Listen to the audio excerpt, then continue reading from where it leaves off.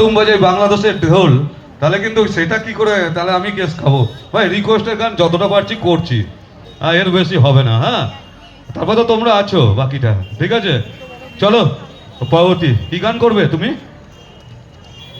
কি গান করবো? যে একটা গান করলেই হবে নাকি?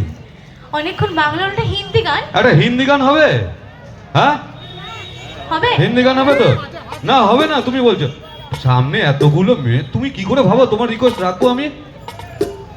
কি রে, এতগুলো মেয়ে ছেলে পেছনে দাঁড়িয়ে বলছে হবে না? হয় নাকি এগুলো?